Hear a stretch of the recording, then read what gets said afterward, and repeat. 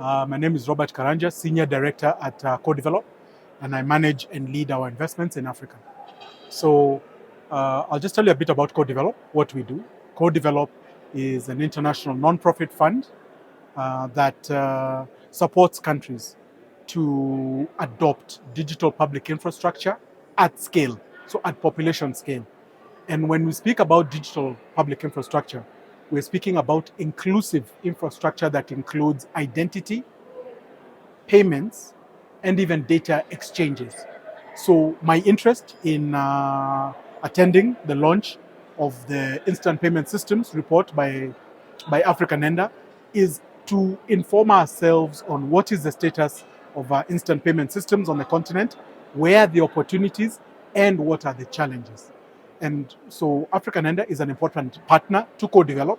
So I'm also here to learn and exchange and share, and also meet with some of the instant payment systems that are across Africa, meeting with the regulators, including central banks and others, so that we can see what we need to do to advance the adoption of instant payment systems as digital public infrastructure across the African continent.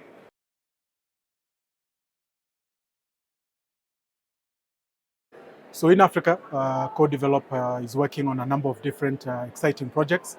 We are supporting the government of Zambia on adoption of digital public infrastructure to put in place a farmer support program. We're also working with Uganda, with the National Information Technology Authority of Uganda, and also the National ID Authority of Uganda to assist them to think through their identity, and also government service platforms that can be used by citizens. We're also working with the government of Ethiopia, supporting the National ID Authority on developing use cases for ID in Ethiopia. And we are also speaking to Kenya and working with institutions such as the PesaLink, which is Kenya's privately owned, run by the Bankers Association, instant payment system, and speaking to various non-profits, various civil society organizations, and other regional stakeholders, so that we can advance digital public infrastructure from an African perspective. And that's important to us. We CoDevelop funds, whether it's technical assistance, the ecosystem enablement, or research through grants, so through grant funding. Yes.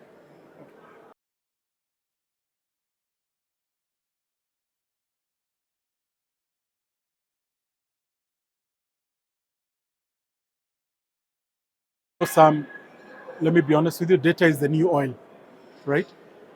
We are generating so much data, not only in Africa, but in other places around the world. And this data is valuable. It's valuable in terms of, from the perspective of governments who want to be able to provide efficient services to their citizens.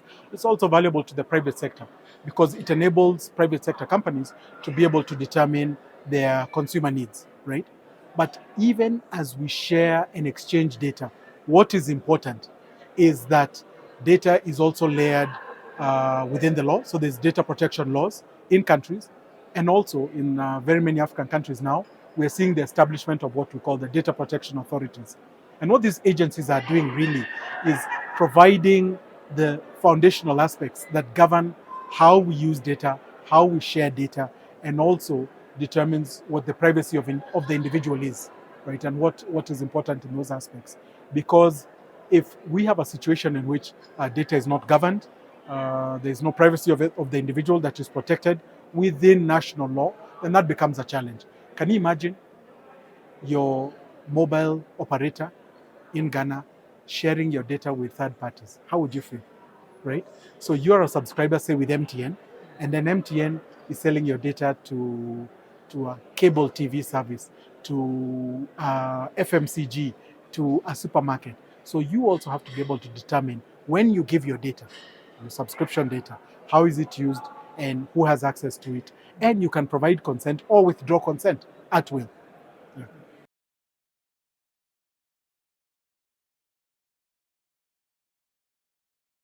To be honest with you, Sam, I think it's let me call it, it's an evolution, it's growing. So certain jurisdictions have taken data protection very seriously. Ethiopia, by the way, just recently enacted a data protection law, even as they think about rolling out their new digital ID, the FIDA system. Ghana, for a long time, has had a data protection authority. I think one of the oldest on the continent. Kenya also has a data protection authority, and there's a data protection law. So it's evolving. I think we could do better across the continent, but let me say that there are certain parts of the continent, certain countries that have advanced conversations around data protection and the law. And so I think we don't have to reinvent the wheel, but countries can learn from one another.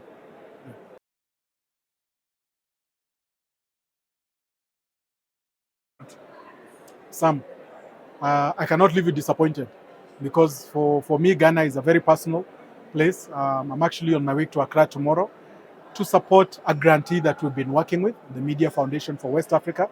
We have invested in the Media Foundation for West Africa, which is a media development agency to provide support, capacity building, skills and knowledge to journalists from 10 West African countries who include Francophone speakers, Anglophone and also Lusophone, to provide them with the skills and the training to be able to report adequately around digital public infrastructure. So this weekend, we are approaching what we call it's a keynote event that they have every year, the West Africa Media Excellence Awards. And we're also using these sessions to also interact with the cohort of the DPI Journalism Fellows who are currently going through the training and the capacity and the skills in the building with the Media Foundation for West Africa. So let me put it this way, have no fear, Ghana is well taken care of. And Ghana is a country that, one of the leading lights on the continent, and we're very interested in continuing to engage and invest in Ghana across various parameters. So this is just the beginning.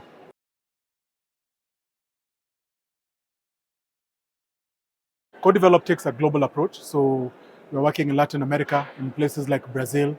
We've recently invested in a CSO, Civil Society Coalition in Brazil. We're also supporting countries in Asia, so Indonesia, the Philippines on ID, payment systems, Bangladesh, right? So we take a global approach and really looking at DPI from a global aspect. And those countries that I've just mentioned in Asia, you can imagine the size. Philippines is 200 million plus. Bangladesh, close to 200 million. Indonesia, over 200 million, right? So large countries where they're adopting digital public infrastructure to advance their economies in the digital age at population scale. Yes. All right. Thank you very much. Thank you very much, Sam.